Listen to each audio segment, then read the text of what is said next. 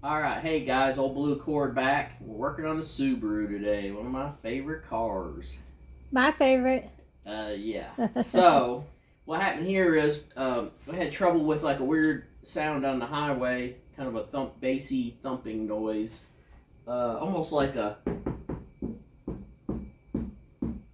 going down the highway. And, we did a bunch of research on Subarus and whatever, and it's got 135,000 miles on it, approximately.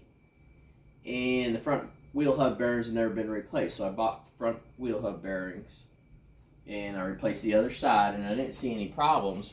But when I came to take this passenger side off, what I've noticed is up here, the rubber boot is missing. And of course, this caliper is supposed to float, so this is supposed to go in and out. This one kind of moves. Obviously, this one's rusted in there, and I soaked it overnight, but it's totally jammed.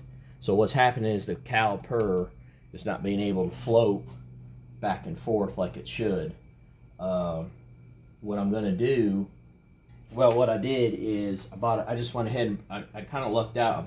I got a new bracket because I figured by the time I try to clean all this stuff out of here, it's still going to be rusty. So new bracket, new pin kit, the correct boot, it looks like, and then that should float in there just like this. So got to take all that apart. Going to go ahead and put new brake pads on. I kind of did wear the brake pads funny, probably being stuck. And then the other symptom I had when I drove it, and I talked to the wife, was the brake pedal. When you went to hit the brakes, the brake pedal would move a lot before the brakes would take up.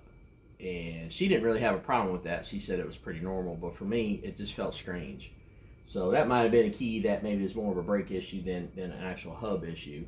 I did do the top and bottom check on the hubs, and I did it before in the other video, and we had checked the front end pretty good. I did go completely underneath the whole car and check for all these loose little pieces. Maybe there's like a little something happen, plastic looseness, but I shimmed a couple places. I never did really find anything. The car's kind of noisy on the road anyway, but it shouldn't be thumping this bad. So definitely found the culprit though. I mean that caliper has to float. It has to float correctly. And of course, we'll talk again about we did another video. Use anti-seize, please use anti-seize. I didn't break the studs off of this, but before I have broken the studs off. But I did ask the shop to put anti-seize on this stuff because, if you're out and you get a flat tire, you don't need an 18-pound. You don't carry an 18-pound sledgehammer with you to take the rim off, and you shouldn't have to snap half the studs off just to change the tire.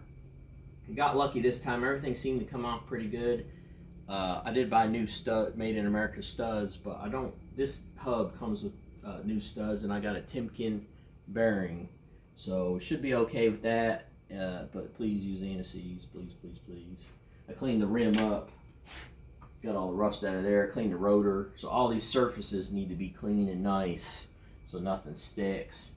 I went ahead and got a new nut. These are technically not really reusable, so you should always buy a new one. So new nut, new hub, new caliper bracket, new pins, new bushings, actually came with new bolts. Should be pretty good to go. This hub's a little hard to get off. The bolts in the back, you can just barely can get in there with a 14 millimeter socket. So they're not too tight, thank God, but getting it out is a press fit. So there's a bunch of hammering around. There is a puller that catches to the studs right here, and then you can push in against something. I don't have one, and there's not really one that's rentable. I was hoping they would be able to rent it. But another weird thing about this, and we watched some videos before we did this, is this brake shield is behind this hub unit bearing here. So you can't take this shield off to get in there to bang around and everything, so you're kind of like captured in there a little bit. That may cause a problem. If I have trouble with this hub getting off, I may videotape that. I think I soaked the PB blaster overnight. I think we're going to do good. And yeah, we'll go ahead and I guess we'll take a quick break. I'll take this apart, and then maybe we'll do a little close-up of this. But this is stuck, obviously. You can't. I got the bolt out. Got the bolt loose, but this pin is stuck. and it's soldered in there. So pretty good, pretty lucky that I got a new bracket. I'm pretty happy with that. So yeah, and that's what we got for now. Some new brake pads, bunch of front end stuff. Checked everything else. Looks pretty good. It's a good car. Had a little trouble with the transmission, but we're praying that's not the thumping noise wasn't the transmission. So we didn't want to go too crazy with putting money into it, but because the trans is very, very expensive. I think it's at least $4,000.